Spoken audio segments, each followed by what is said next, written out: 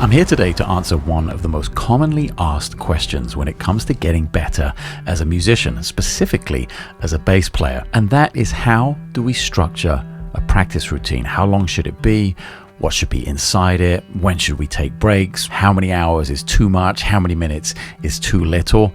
It's a question I've been asking myself for the past 30 plus years of playing this instrument. It's something that changes every single time I pick up the bass. And that means it's something that's going to be slightly different for everyone watching. But there are a few fundamental elements of my practice routine, of my overall concept, what I want to get out of the time I spend with the instrument, that could possibly apply to you and be the starting point of a more structured practice routine. I wrote this book, The 10-Minute Manual, specifically to help people structure their practice routines, to give them bite-sized chunks of content to work on, things that solve real-world problems on the bass. This is chock full of solutions. We're looking at page 36, exercise number 14 for everyone following along at home. If you don't have the book, you can get physical ones like this. I'll sign them, ship them anywhere in the world. They're linked below in the description of the video. You can also get copies at Amazon, digital copies at my website. And they all come with play-alongs, with videos, with bass tabs, standard notation, some of them even with treble clef for you non-bass players out there. And we're looking at an exercise that's just simply entitled Minor Shape. That's exactly what it is. It's a small musical fragment that I can move through 12 keys on the instrument. In this case, I'm doing it in the cycle of fourths. So I start off in C minor. Here it is very slow.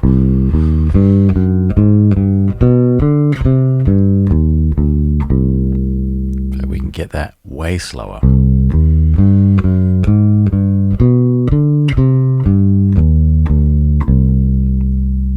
why is the first thing I'm talking about the speed, the tempo with which I approach it at? Well, right now, as I'm filming this, I have quite cold hands. This is the beginning of my day, the beginning of my time with the instrument for the day. So I'm sort of not fully operational yet. And that's a big part of the practice routine. How to get the most out of the time you spend with the instrument kind of depends on the question you ask when you first sit down with it. How prepared are you? Where are you at? Is there blood flowing through the fingers? Are you warm? Are you ready to go?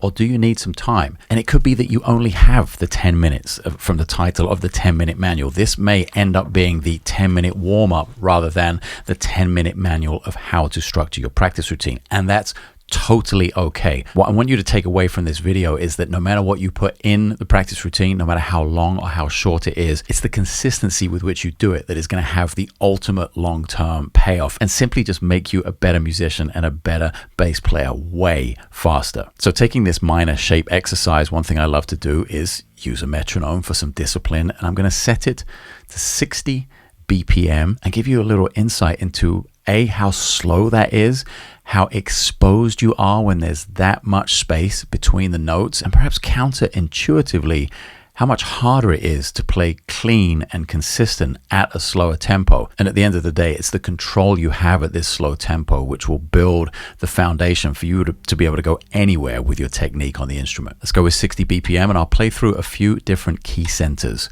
of the idea.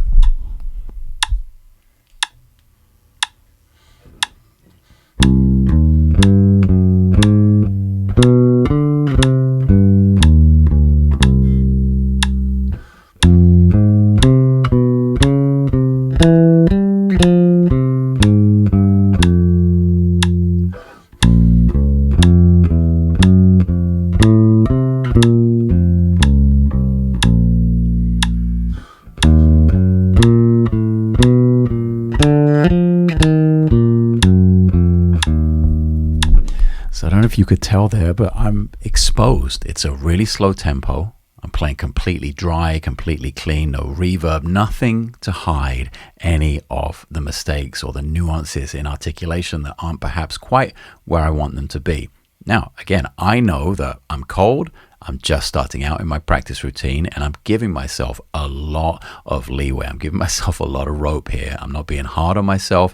I know that it's going to take some time. That time might only be 2 or 3 minutes, but it is going to take that time of dialing it in at that kind of tempo, that kind of awareness and that kind of exposure to get me to where I want to be for my practice routine, to where I can basically play anything I hear. That doesn't mean play fast. That's never the goal. Speed and pure technique is not the goal. And as a side note, what I consider to be real technique is the ability to express a thought, a musical thought, completely seamlessly. So there's kind of no gap between having the thought and it coming out on your instrument. That's why I put all of these exercises in 12 keys. That's why I move through the cycle of force to give you that exposure to the entire range of the instrument as you play.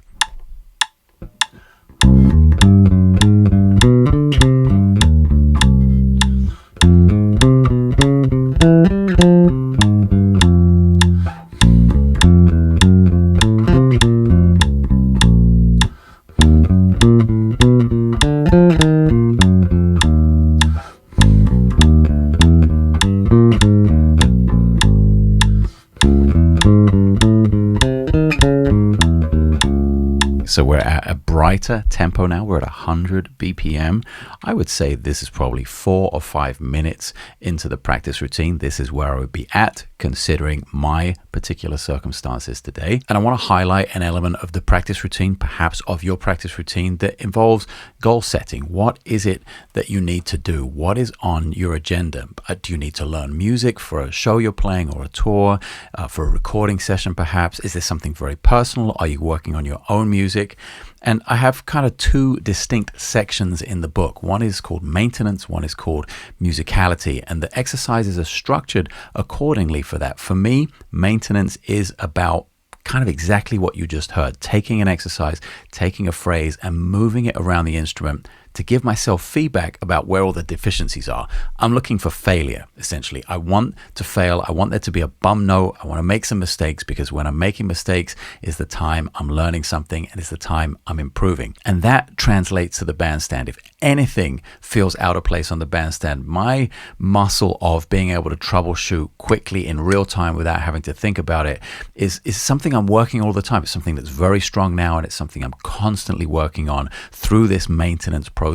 And it just allows me to be a better musician around other people. It allows me to be a really foundational player. It allows me to help other people out in real time, in the moment. And ultimately, it allows me to have fun and play with incredible confidence every time I step on stage. Now, you'll notice in this book, I suggest combinations of exercise. Hey, if you can play this exercise for 5 minutes, then why don't you add this exercise, number 23, for another 5 minutes? You've got yourself a 10-minute practice routine. There are plenty of suggestions like that in the book. You don't need the book, though, to have a successful practice routine every day. You don't actually need anything other than the awareness that the consistency of doing something useful is what is going to lead to you being a better bass player. We could literally just take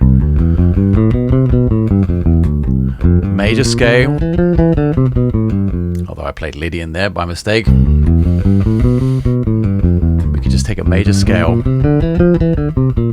and move it through the same cycle of force. You don't need anything fancy. I just happen to have come up with a bunch of ideas that I think really help both hands, left and right hand, technique. I think they help musicality. I think they help harmony. I think they help theory. That's what those are designed for. They're multi-level exercises without really having to think about it. But there's nothing wrong if this is where you're at with playing just major scales, but do it with the intent of playing with great time and with a great sound, and you will get so much more out of your routine.